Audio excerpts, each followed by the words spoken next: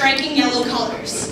The species is made of acrylonitrile butadiene styrene. Whoa, whoa, whoa. We have to get the audience to say that one with us. Okay, repeat after me. Over here. Ack. Rill.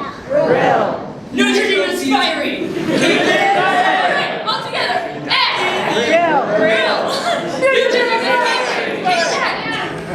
It's just ABS. You can just call it. A. No. B. S. A. B. You've got more than just the material it's made of. Okay, let's just keep going. Okay, alright, don't get too excited. Alright. Not only is the material special, but Infinispins species is capable of spinning on its axis for 15 to 45 seconds upon tabletops, floors, any flat surfaces. Now let's take a look at those pieces, shall we? You'll see that our pieces that we have found mimic the natural piece components found in nature. So we've got things like clouds, petals, branches, just about everything.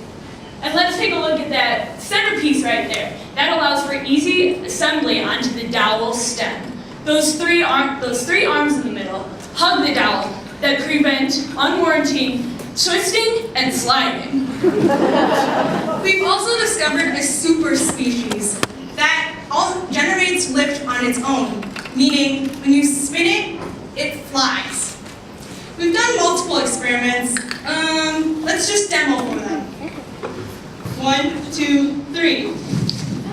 They can reach maximum heights of 10 to 15 feet, sometimes even higher. That's a new record? Yeah, we should We've also found that Infinispins has incredible capabilities for hybridization. We found that when you combine pieces, you get new combinations every time that create these incredible new structures. And this can be done over and over again. Christina?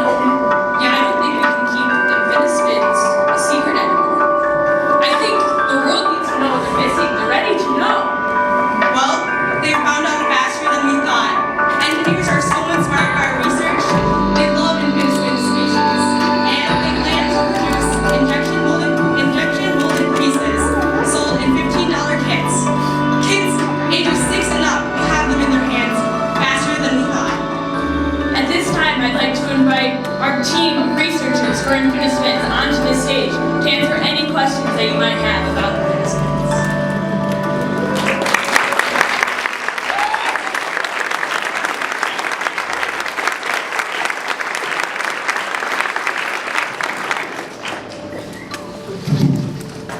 So we weren't kidding, you can ask any questions.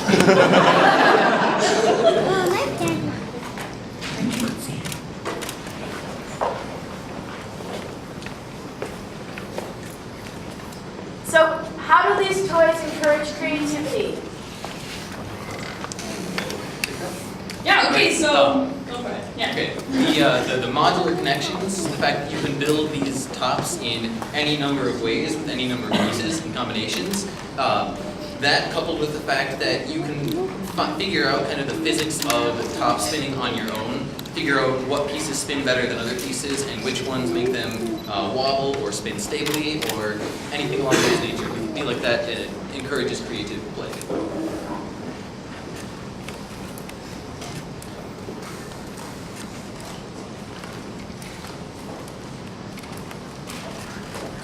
How long did it take you to get one that flew?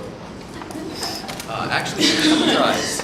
A lot of calculations before actually making it, but then within the first couple iterations, we got some pieces that flew pretty well.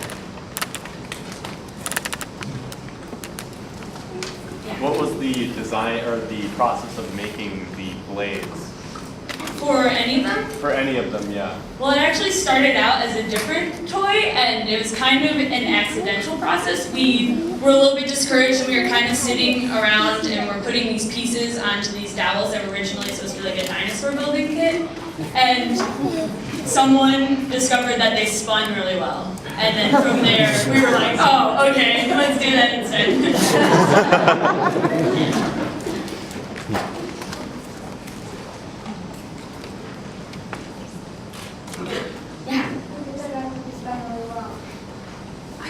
I think it was Antu. This girl, Yeah.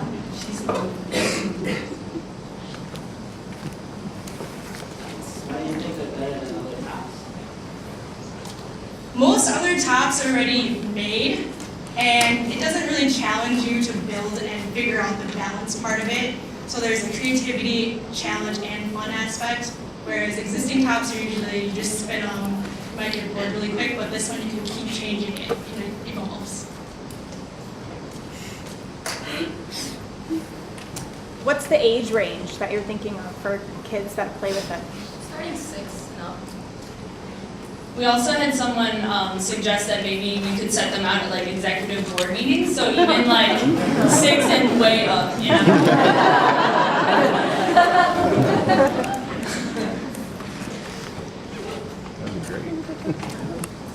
Yes.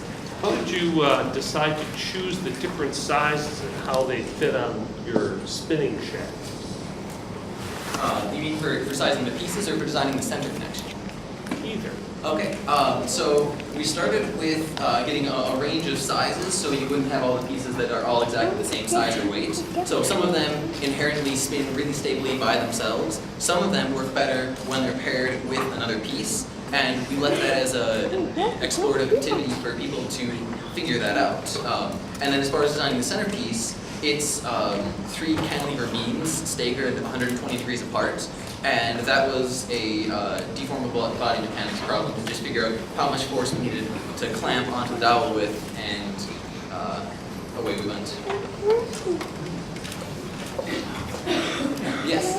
What caused you to use the materials that you're using, and did you do any stability testing on that and durability testing?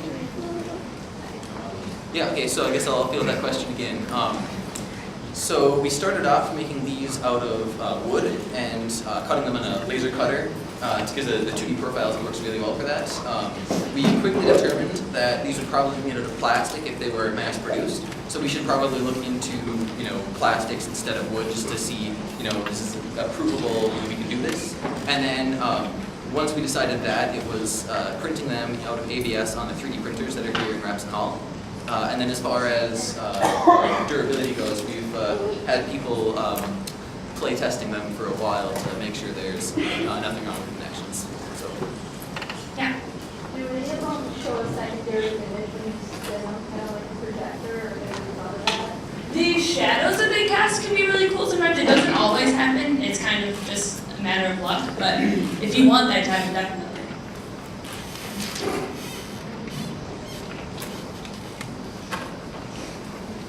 Okay, thanks. That's time. Thank you.